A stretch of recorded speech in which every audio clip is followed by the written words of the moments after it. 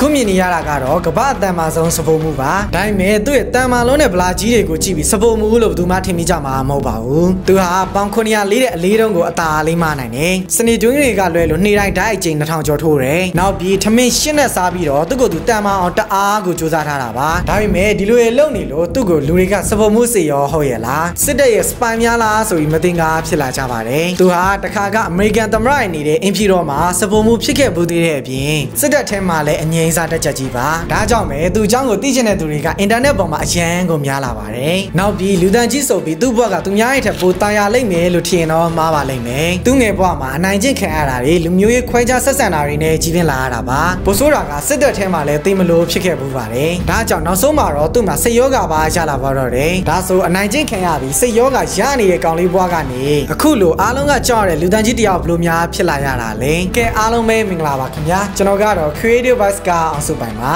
ဒီနေ့မှာတော့စိတ်ဝင်စားစရာကောင်းလွန်းတဲ့စပိုမှုဗလာကြီးရဲ့အံ့ဩစရာဘွားအကြောင်းကိုတင်ဆက်ပေးပါမယ်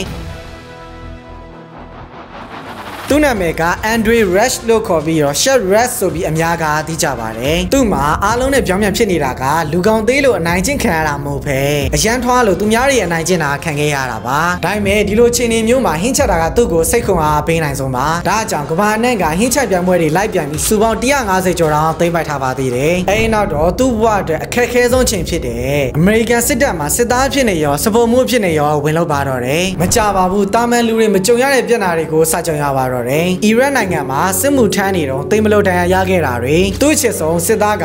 ကိုတက်တည်သွားတာတွေအပြင်ဒါတွေအားလုံးထဲမှာသူ့အတွက်အဆိုးဆုံးကတော့9/11လို့ခေါ်တဲ့နာမည်ကြီးဖြစ်ရက်ကိုသူကိုယ်တိုင်မျက်ဝါးထင်ထင်တွေ့လိုက်ရတာပါဒီစိတ်ဒဏ်ရာတွေကနေသူ့မှာ PTSD ဆိုတဲ့စိတ်ယောဂတစ်မျိုးရလာပါတော့တယ်ဒါကြောင့်သူသဘောပေါက်လိုက်တာကအပြင်ပိုင်းမှာဘလောက်ပဲတန်မာ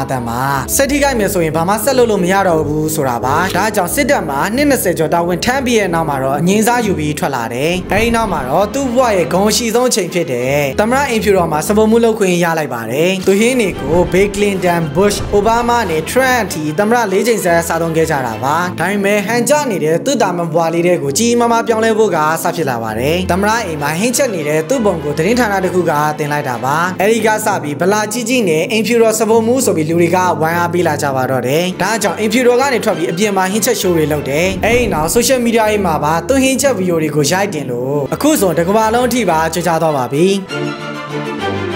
ဒီထက်လေးစားကြကောင်းတာကသူ့ရဲ့အောင်မြင်မှုကိုကောင်းကောင်းကြီးသုံးချတတ်တာပါသူ့လိုမျိုးစိတ်ထိခိုက်ထားမှုတဲ့သူတွေကို mental health နဲ့ပတ်သက်ပြီးအကူအညီတွေကိုအမြဲလိုပေးတတ်တယ်အဲ့ဒီထဲမှာအထင်ရှားဆုံးကမ်ပိန်းကတော့တနေ့မှာဒိုက်2222ကြိမ်ထိုးတာပါဒီလိုလုပ်ရတဲ့အကြောင်းကကမ္ဘာပေါ်မှာနေ့တိုင်းစစ်ပြန်22ယောက်စီကကို